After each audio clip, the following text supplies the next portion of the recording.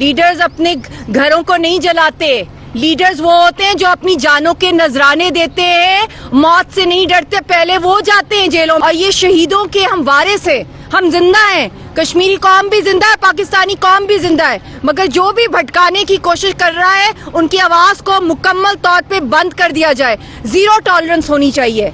और मेरा दिल वाकई खून के आंसू रो रहा है, क्योंकि कायदे आज़म मोहम्मद अली जिन्ना ने जो कुर्बानियां दी, जो पाकिस्तान मूवमेंट में, आज के बच्चों को क्या पता क्या होता है मुहासरा, क्या होता है दहशतगर्द आर्मियों के हमले, क्या होता है हजारों लाखों की तादाद में हर घर में कोई हाफ विडो, कोई विडो, कोई हाफ मदर, कोई half orphan. Rape as a weapon of war हर रोज यूज किया जाता है हर घर के अंदर। उसका कोई स्टेटिस्टिक डेटा नहीं है। यहाँ मीडिया है ना, आप लोग शोर मचाएंगे तो मीडिया आ जाएगा, वहाँ कोई मीडिया ही नहीं है। वहाँ पे तो ये है कि हमें अपने प्यारों की लाशें नहीं दी जाती दफनाने के लिए।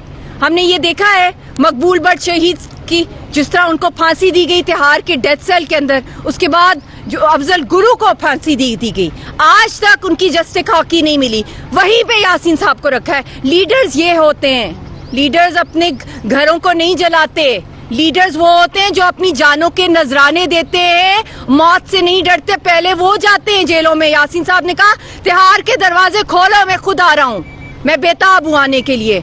जेल, मौतों से, शहादतों से कोई कौम नहीं टूटती है जो कश्मीरी कौम है। दुनिया का इस सदी का मोजा है जिस तरह वो मुकाबला कर रहे हैं। और आज जो यहाँ पे मेरा आना, मैं सिर्फ अपनी जात की बात नहीं करी, ये सारी मकबूजा जम्मू कश्मीर की आवाम पाकिस्तान के साथ खड़ी है यकजहती में। और पाकिस्तान आर्मी अपने आप को जो one of the strongest army है, we are proud of them. और इंशाल्लाह ताला हम लोग इकट्ठे मिल के कौम, पूरी कौम जो है, इस वक्त यूनिटी की जरूरत है। इस वक्त हम लोग अपने इंटरनल मसलों को छोड़ के एक कौम होके हम दुश्मन को हराएंगे। और दुश्मन को हराने का एक ही तरीका है कि कश्मीर के ऊपर आप लोग जो प्रोटेस्ट रैलियां करते हैं उसके ऊपर आप मुहासरे करें, दुश्मन की एक्सपोज करें। पूरी दुनिया में भी जो ओवरसीज पाकिस्तानीज और कश्मीरी हैं, इस वक्त आप अपनी हाई कमीशन के बाहर, उसके बजाय आप लोग हिंदुस्तान की हाई कमीशन, हमें सियासत से कोई लेना देना नहीं है, सारी काबिल इज्जत है पॉलिटिकल पार्टीज, मगर काश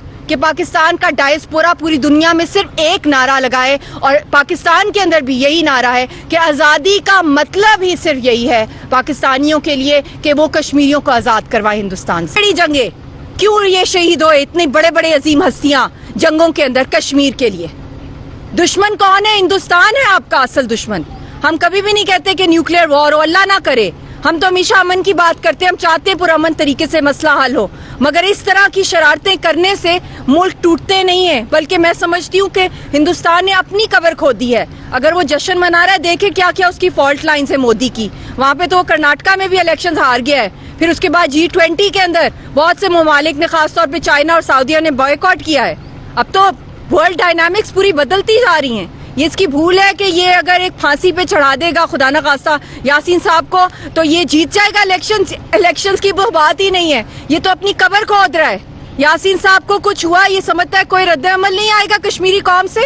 ये इनकी भूल है बहुत बड़ी। हम खड़े हैं, हम लोग हर दुनिया के हर कोने तक जाएंगे। मेरे शौहर जो कश्मीर के अजीम हुर्रियत रहनुमा है, उनकी जान को सख्त खतरा है। मंडे के दिन उनके खिलाफ कोई भी फैसला आ सकता है, जो ऑलरेडी NIA ने कह दिया है कि उनको फांसी दी जाए, और वो एक्सेप्ट हो गई है दिल्ली हाई कोर्ट के अंदर उनके खिलाफ। और उनको कोई कश्मीरी, जो चाहे हमारी क़यादत हो, चाहे हमारी आवाम हो, हम सब रूल ऑफ लॉ में बिलीव करते हैं। हमारा सबसे पुरअमन पूरी दुनिया में अगर कोई सियासी तहरीक है तो वो कश्मीरियों की है दुनिया की, और सबसे बड़ी ऑक्यूपेशन का भी हम निहत्ते मुकाबला कर रहे हैं। मगर रूल ऑफ लॉ है ही नहीं कश्मीरियों के लिए हिंदुस्तान के कोर्ट्स के अंदर, ना कोई जस्टिस सिस्टम है, ब्लैक जस्टिस है, बल्कि जुडिशल मर्डर किया जा रहा है मेरे शौहर मोहम्मद यासीन मलिक का। अच्छा विशाल, ये बताइएगा, जो ये जिन्ना हाउस हो या आर्मी तनसीबात पर हमले हों और शुहदा की खास तौर पर जिस तरह इन्होंने किया है, उस हवाले से आपने वैसे तो बयान कर दिया है, लेकिन कैटेगोरिकली आपने एक लफ्ज़ इस्तेमाल किया था कि लीडर वो होता है कि अपने मुल्क को नहीं जलाता और कुर्बानी खुद देता है। तो कोई इमरान खान साहब को मैसेज देंगी कि वो कश्मीर के भी सफ़ीर थे, कश्मीर से के सफ़ीर से होते हुए हमारे मुल्क में ये जो कुछ हुआ है, तो क्या कहेंगी इस हवाले से?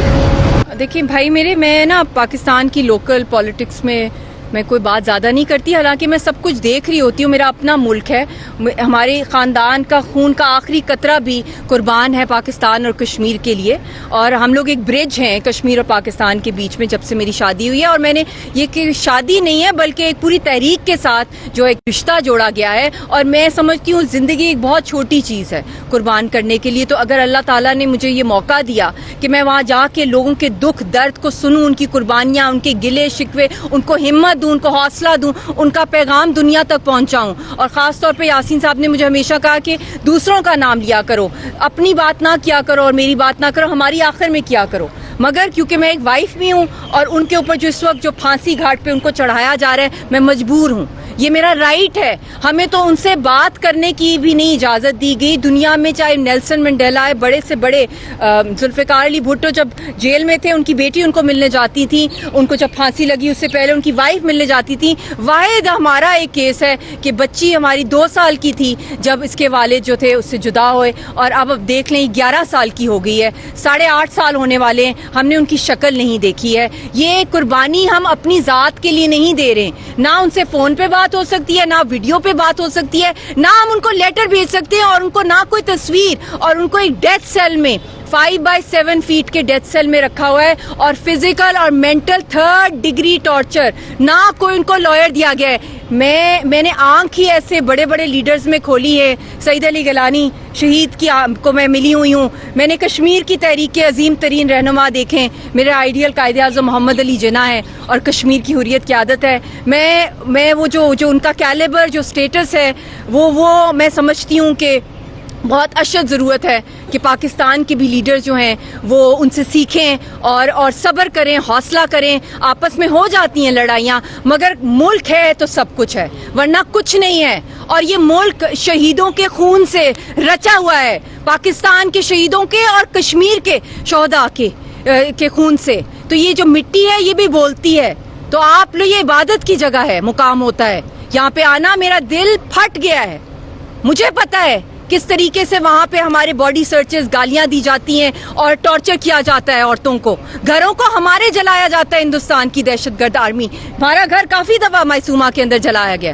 میں سب کو یہی کہوں گی کہ اس وقت صرف اور صرف ایک ہی چیز کی ضرورت ہے کہ سارا ملک جو ہے وہ اکٹھا ہو جائے, ایک ہو جائے, یکجا ہو جائے, اور جو بھی آپ کی آئیڈیالوجیز ہیں ان سب کو سائڈ پہ رکھا جائے, اور صرف اپنے نیشنل ایشوز کے اوپر یونٹی دکھائیں, اور دشمن کو بتا دیں کہ پاکستانی قوم جو ہے وہ بہت غیرت والی قوم ہے. اپنے شہداء کا خون جو ہے وہ کبھی رائے گا نہیں جائے گا, اور ان کے وارث زندہ ہے, اور یہی سیکرٹ ہے. اس وقت مجھ سے کوئی بھی پوچھتا ہے کشمیری جو تحریک ہے 75 سالوں سے کسی ڈیفنس سسٹم کے بغیر کیوں چل رہی ہے, نہ کوئی آرمی, کس طرح مقابلہ کرتے ہیں, تو ان کا مقابلے کا جو جذبہ آتا ہے وہ ان کو اپنے شہداء کی وجہ سے آتا ہے. جو عقیدت, جو مقام جو ہے ہمارے شہداء کا, اور جو ہمارے عظیم, وی آر بلیسڈ, کشمیری قوم بہت بلیسڈ ہے کہ صدی کے بہادر ترین جو رہنما ہمیں ملے ہیں. آسیہ اندرابی صاحبہ کو دیکھ لیں, تہار جیل کے اندر ہیں, بہت علیل ہیں ان کی طبیعت, مجال ہے کہ انہوں اپنے موقف سے ہٹی ہوں.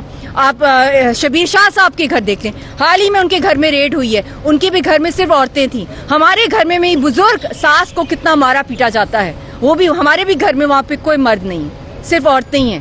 لوتا بیٹا ہے ان کا یاسین, اور یہاں پہ ہم تنہا سڑکوں پہ چیخیں مار رہے ہیں, دنیا بھر کو بتا رہے ہیں. کیا پاکستانی قوم کا یہ فرض نہیں ہے کہ وہ یہ دیکھ نہیں رہے کہ اس وقت ان کا جو ہے, پاکستانی قوم کا فرض ہے کہ وہ کشمیریوں کی دن رات کیمپین کریں, آواز اٹھائیں, ٹویٹر ٹرینڈز چلائیں, سوشل میڈیا پہ دشمن کو ایکسپوز کریں. مودی سے بدتر کوئی خونی ہٹلر نہیں ہے اس وقت, اس صدی کا ہٹلر ہے وہ.